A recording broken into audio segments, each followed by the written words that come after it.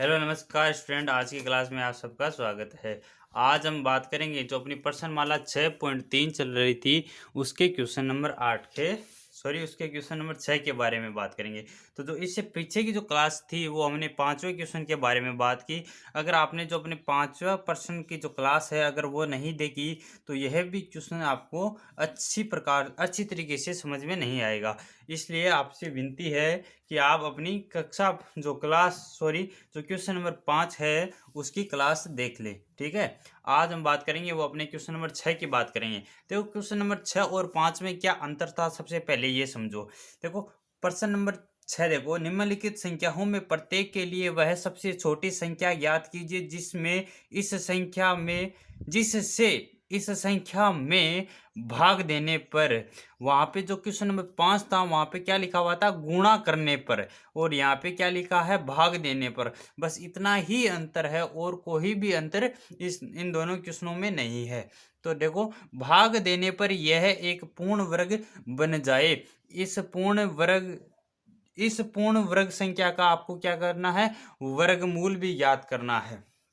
तो मैंने पीछे की क्लास में समझाया था कि पूर्ण वर्ग किसे कहते हैं।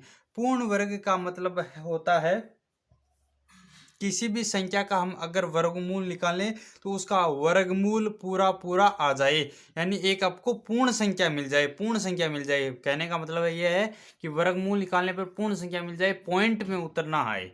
ठीक है, तो देखो आपको 252 पहला प्रश्न दिया हुआ है, 252 ये संख्या दी हुई है। तो ये आपको पता है कि ये एक पूर्ण वर्ग संख्या नहीं है, यानी इसका अगर आप वर्गमूल निकालोगे तो पॉइंट के अंदर इसका वर्गमूल आएगा।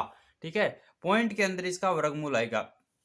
इसलिए आपको क्या करना है, इसमें कौन सी संख्या का सबसे छोटी ऐसी कौन सी संख्या है जिसका इसमें भाग देंगे और क्या होगा, आपको पूर्ण वर्ग संख्या मिल जाएगी। तो देखो सबसे पहले हम इस प्रकार के क्वेश्चनों में क्या करते थे, जो क्वेश्चन नंबर 5 थे उसमें सबसे पहले हम अभाज्य गुणनखंड विधि द्वारा इसका वर्गमूल ज्ञात करने की कोशिश करेंगे।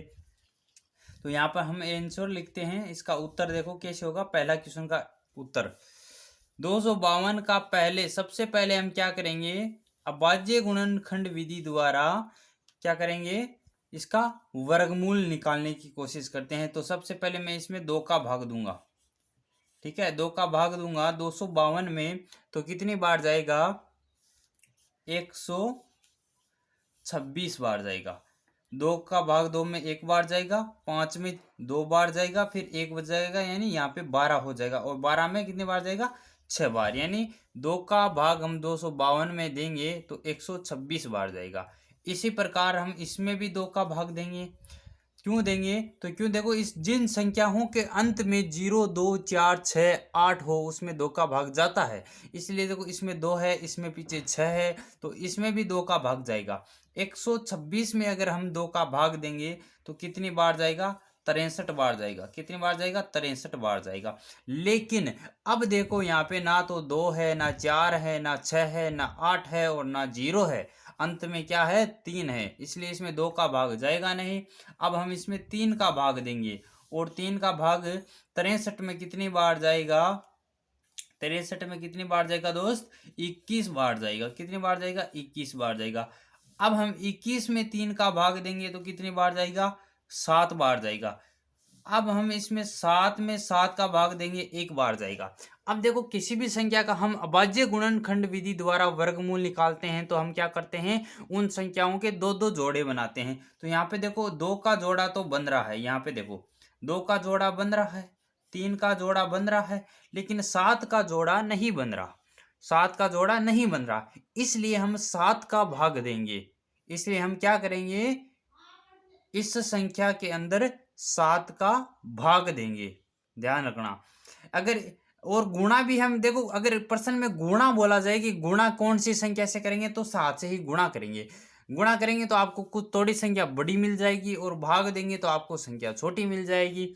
यहाँ से एक बात भी पता चलती है कि अगर हम किसी संख्या का गुणा करते हैं तो जो पूर्ण संख्या मिलेगी, ठीक है, पूर्ण वर्ग जो संख्या मिलेगी, पूर्ण वर्ग जो संख्या मिलेगी वो बड़ी संख्या मिलेगी। और भाग करते हैं जिस जिस संख्या का जोड़ा नहीं बन रहा है उस संख्या से तो आपको क्या मिलती है, संख्या छोटी मिलती है। इस बात का भी ध्यान रखना, भाग और गुणा में क्या अंतर है।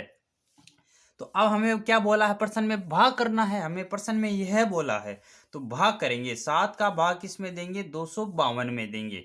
ठीक है, तो मैं क्या लिखूंगा, 252 है वो एक पूर्ण वर्ग संख्या नहीं है, और इसमें हम 7 का भाग देंगे तो आपको क्या मिल जाएगी, एक पूर्ण वर्ग संख्या मिल जाएगी। तो हम क्या बोलेंगे, अतः यहाँ पे देखो 7 का क्या नहीं मिल रहा आपको, एक जोड़ा नहीं मिल रहा। ठीक है, तो हम क्या लिखेंगे, अतः 252 में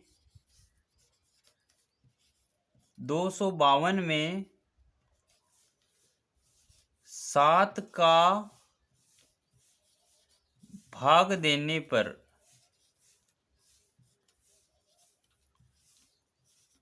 252 में 7 का भाग देने पर, अब हम क्या करते हैं, साइड में देखो भाग दे के आपको रफ कॉपी में देना है, भाग 252 में किसका भाग, 7 का। तो कितनी बार जाएगा, 7 और 21। ठीक है, 21, 5 में से 1 माइनस करेंगे कितना बचेगा, 4। यहाँ से हम उतार लेंगे अपना 2, तो 7 का भाग 42 में 6 बार जाएगा, 6 सत्तू 42, और यहाँ पे अपना भाग क्या हो जाता है, समाप्त हो जाता है। तो आपको कौन सी संख्या मिल गई, 36। तो अतः 252 में 7 का भाग देने पर आपको क्या मिलता है, 36 मिलता है। ठीक है, देने पर पूर्ण संख्या, जो आपको पूर्ण वर्ग संख्या मिल रही है वो कौन सी मिल रही है, 36 मिल रही है। तो आपको यहाँ पे हम क्या बोलेंगे, भाग देने पर, ठीक है, 252 में 7 का भाग देने पर पूर्ण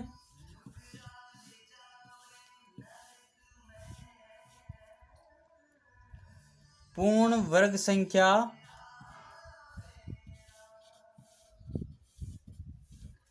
36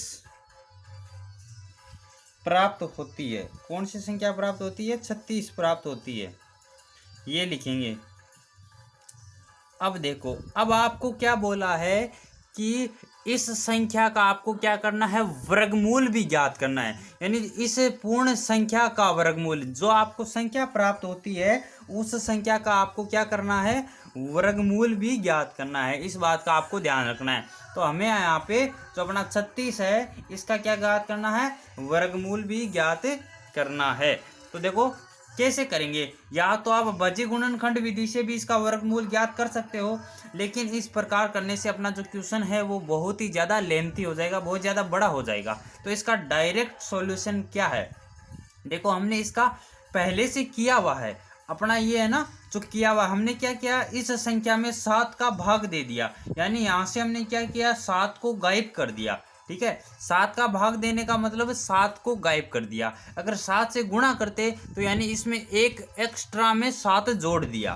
ठीक है, भाग देने का मतलब यह है कि इसमें से हमने क्या किया, 7 को गायब कर दिया। अगर इसमें 7 का गुणा करते तो इसका मतलब होता है इसमें हमने जो संख्या में क्या किया है, 7 को एक्स्ट्रा जोड़ दिया। तो हम यहाँ पे हम डायरेक्ट लिख सकते हैं कि 36 का वर्गमूल, 36 का वर्गमूल क्या होगा। ठीक है, 36 का वर्गमूल आपको ज्ञात करना है। तो इसको मैं गणित में क्या लिखूंगा, अंडर रूट के अंदर 36, अंडर रूट के अंदर क्या लिखूंगा, 36 लिखूंगा। और 36 को मैं क्या लिख सकता हूं, डायरेक्ट 7 को गायब कर दिया, बाकी जो संख्या बची है वो हम लिख सकते हैं 2 गुणा में 2 गुणा में 3 गुणा में 3। ठीक है, तो अब यहाँ से देखो 2 जोड़े, एक तो ये बन रहा और एक ये बन रहा। ठीक है, तो एक तो किसका जोड़ा बन रहा है, 2 का, एक किसका जोड़ा बन रहा है, 3 का। ठीक है, तो 2 को 3 से गुणा किया 6, तो अपना आंसर क्या आ गया, 6। तो यहाँ से आपको वो सबसे छोटी संख्या ज्ञात करनी थी, तो वह सबसे छोटी संख्या 7 है, जिसका भाग देने पर क्या बन जाएगी, पूर्ण वर्ग संख्या बन जाएगी। ये पहले पूर्ण वर्ग संख्या नहीं थी, लेकिन इसका 7 का भाग देने पर आपको पूर्ण वर्ग संख्या बन जाएगी। वो कौन सी होगी, 36 होगी। और 36 का अब अगर हम वर्गमूल ज्ञात करेंगे, कहने का मतलब यह है कि 7 का तो हमने क्या किया है, इसमें भाग दिया है, 7 का भाग दिया मतलब 7 को हमने क्या किया, यहाँ से गायब कर दिया है। और गुणा हो, ध्यान रखना जब 7 का गुणा हो तो इसका मतलब होता है इसमें एक 7 हमने और जोड़ दिया है। तो यहाँ पे 7 का भाग दिया मतलब 7 को गायब कर दिया, जो बाकी संख्या बची है वो ही अपना वर्गमूल हो जाएगी। इस प्रकार जो अपना पहला क्वेश्चन है, क्वेश्चन नंबर 6 का, वो क्या हो चुका है, समाप्त हो चुका है। अब चलते हैं हम अपने अगले क्वेश्चन नंबर 2 पे। तो क्वेश्चन नंबर 6 का अगला क्वेश्चन नंबर 2 है। अगर आप यह नोट करना चाहो तो नोट कर सकते हो।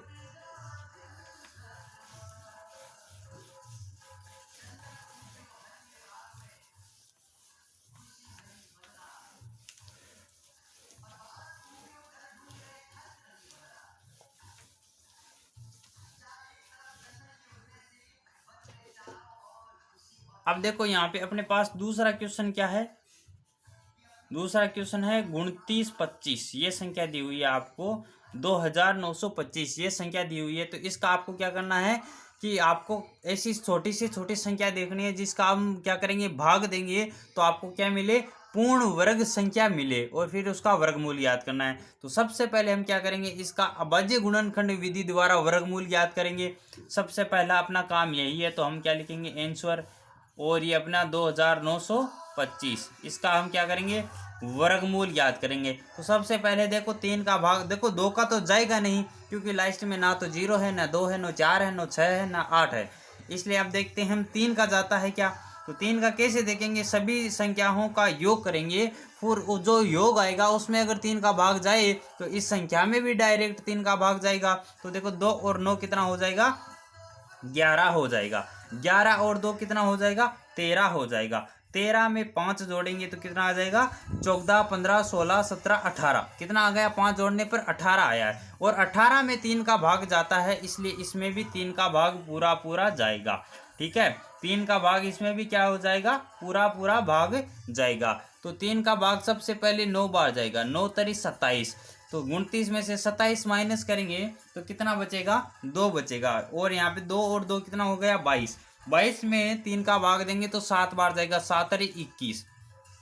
तो 22 में से 21 माइनस करेंगे, 1 बचेगा। और यहाँ से 5 लेने पर 15 हो जाएगा। तो 15 में 3 का भाग 5 बार जाता है। ठीक है, तो हमने 3 का भाग 2925 में दिया तो कितना आया, 975 आया। ठीक है, 975 आया। अब हम देखो इसमें भी 3 का भाग जाता है क्या, तो देखो जोड़ के देखेंगे कि 9 और 7 कितना हो गया, 16, 16 और 5 21। तो 21 में 3 का जाता है, इसलिए इसमें भी 3 का भाग पूरा पूरा जाएगा। ठीक है, तो इसमें हम 3 का भाग देते हैं।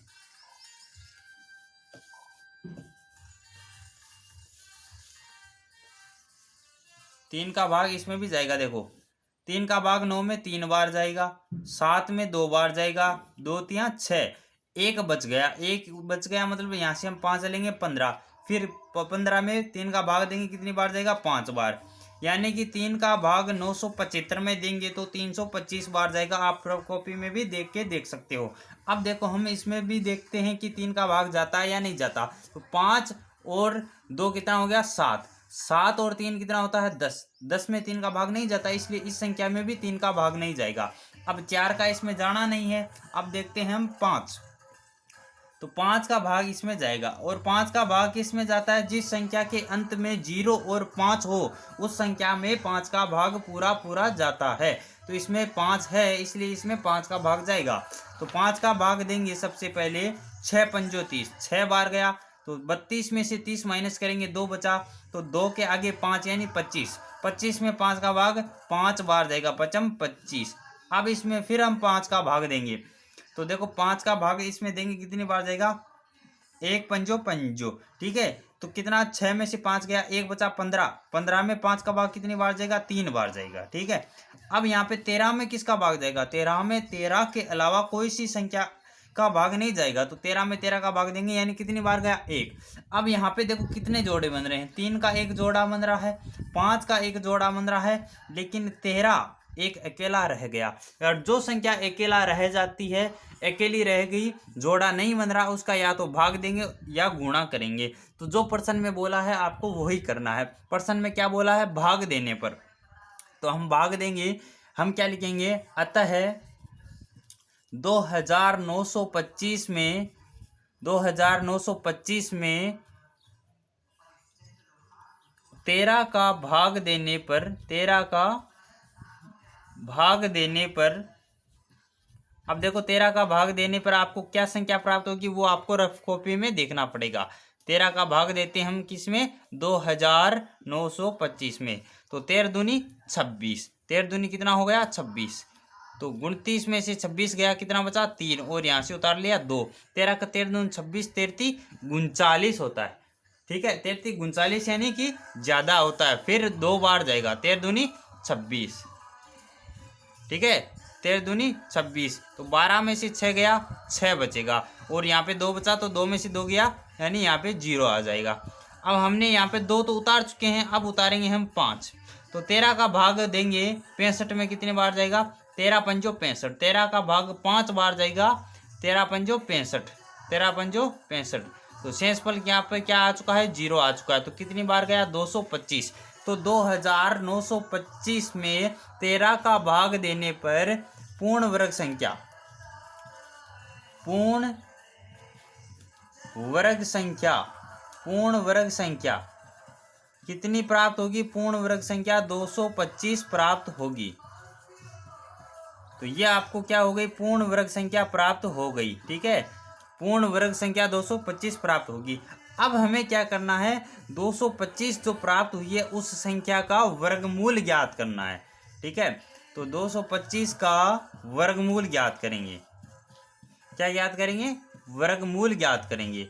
तो 225 का वर्गमूल कैसे ज्ञात करेंगे, देखो गणित में मैं क्या लिखूंगा इसको, अंडर रूट के अंदर 225, अंडर रूट के अंदर 225। ठीक है, अब देखो अंडर रूट के अंदर कैसे लिखेंगे, या तो आप अभाज्य गुणनखंड विधि से भी इसका सॉल्यूशन कर सकते हो, लेकिन वो बहुत ही ज़्यादा लंबा हो जाएगा। तो हमें देखो क्या बोला था कि 13 का भाग देने पर, और मैंने बताया है जिस संख्या का भाग देंगे वो संख्या गायब हो जाती है, और गुणा करेंगे तो वो संख्या एक और जुड़ जाती है। लेकिन यहाँ पे हमने क्या किया है, भाग दिया, इसका मतलब यहाँ से 13 गायब हो जाएगा।